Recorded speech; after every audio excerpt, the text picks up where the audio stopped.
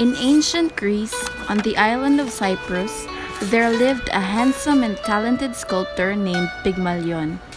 He loved his work and would spend hours carving beautiful ivory statues, always at his happiest when immersed in his art. One day, he chose a large, beautiful piece of ivory and worked for many long hours at it, chiseling and hammering until he finished. It was a statue of a beautiful lady, so exquisitely carved that she seemed almost alive. Pygmalion at once fell in love with this creation. He thought it was so beautiful and he clothed the figure, gave it jewels, and named it Galatea, which means sleeping love. Treating Galatea as if she were his girlfriend, he brought his statue shells and pebbles, little birds and flowers of all colors, anything that he thought would please his love. He was obsessed. Now, you must understand that Pygmalion was so into his art that he had vowed never to marry. He had no time for girls.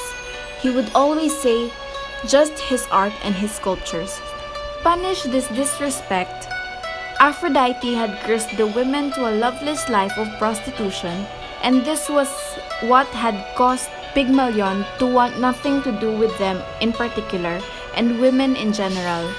Still, the more he gazed upon Galatea, the more he wished that he had a wife just like her, but alive.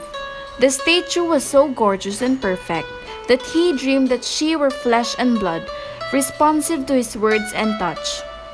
During a big festival in honor of Aphrodite, the goddess of love and beauty, Pygmalion went to the temple of Aphrodite to pray for a wife just like the statue in his home. His prayers were so fervent and heartfelt, and his passion so great that the great goddess took notice. Wanting to see for herself what all the fuss was about, Aphrodite visited the home of the sculptor and was delighted to see the ivory Galatea. She couldn't help but think that the statue looked much like herself. It was so perfect. Indeed, Pygmalion had fashioned his ivory lover after the most beautiful woman alive, Aphrodite. Pleased and flattered, she immediately brought the statue to life, not even waiting for Pygmalion to come home. When the sculptor returned to his house and kissed Galatea as was his custom, he was startled at her warmth. As he showered her with kisses, he was beside himself with joy at discovering that slowly the ivory was turning into flesh. Galatea smiled down at him and spoke adoring words to her.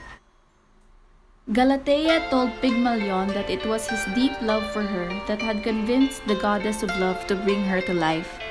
Together, they prayed and gave thanks to the great Aphrodite. Soon thereafter, the two got married and invited Aphrodite as their guest of honor at the wedding. Pygmalion never forgot to pay homage to Aphrodite for his good fortune. He and Galatea brought gifts to her altar and sang her praises as long as they lived. Aphrodite blessed them with happiness and love in return, and permitted both of them to live long and blissful lives. They had 2 children, a boy named Paphos and a girl called Metharme. The city of Paphos in Cyprus was named after their son.